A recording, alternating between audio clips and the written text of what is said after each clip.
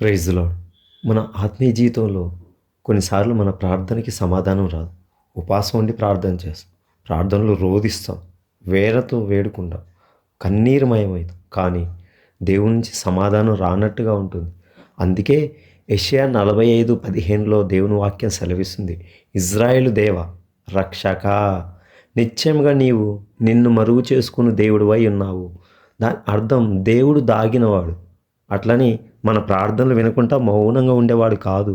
దాగిన దేవుడు మన కోసం నిత్యము కార్యములు చేస్తూనే ఉంటాడు. అంటే మన జీవితంలో ఆశీర్వాదాలు ఆయన కలుగచేస్తూనే ఉంటాడు. దాగిన దేవుడు మన దృష్టికి కనపడడు. కానీ మన ప్రార్థనకి సమాధానం రానప్పుడు దేవుడు మౌనంగా ఉన్నాడు, మనకి సమాధానం రావట్లే, ఏంటి దేవుడు ఈ విధంగా నా జీవితంలో చేస్తున్నాడు అనుకుంటాం. కానీ దేవుని నిశ్శబ్దం మన జీవితానికి, మన జీవితంలో జరిగే కార్యాలకి ఆయన నిర్మాణం వేస్తున్నట్టుగా మనం గమనించాలి. యోసేపు బావిలో పడినప్పుడు కానీ, జైల్లో ఉన్నప్పుడు దేవుడేం మాట్లాడలే. కానీ దాగిన సమయంలో దేవుడు అతని భవిష్యత్తును ఉన్నత స్థానంలో నియమించి ఊహించని రీతిగా ఆశీర్వదించాడు. దాగిన దేవుడు దాగి కార్యం చేస్తాడు. అంటే మన ఆశీర్వాదం పొందుకోవడానికి మనం తొందరపడతాం. అనుకునేది వెంటనే జరగాలి, ఈరోజు ప్రార్థన చేసి అప్పుడే సమాధానం రావాలి. కానీ దేవుడు తొందరపడే దేవుడు కాదు. దేవుడు ఎప్పుడు మన మార్గాన్ని సిద్ధం చేసేలాగా, ఆశ్చర్యమైన కార్యాలు చేసే రీతిగా, అద్భుతమైన కార్యాలు చేసే రీతిగా, మన శత్రువులను ఆపేలాగా, మనకు వచ్చే నిందలు, అవమానాలు, ప్రమాదాల నుంచి తీసివేసేలాగా మన కోసం దాగి ఆయన కార్యములు చేస్తూనే ఉంటాడు. ఉదాహరణకి ఎస్తేరు గ్రంథంలో దేవుడి పేరు కనపడపోయినప్పటికీ ప్రతి పేజీలో దేవుని కార్యం కనిపిస్తూనే ఉంది.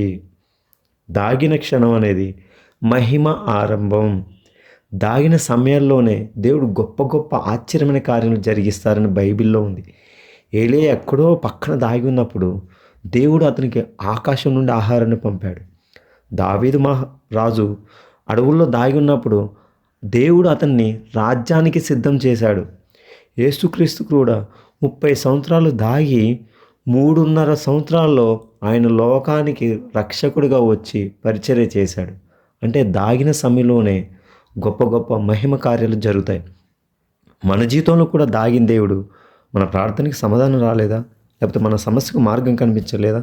మన మనస్సుకి దేవుడు మౌనంగా ఉన్నట్టు అనిపిస్తుందా?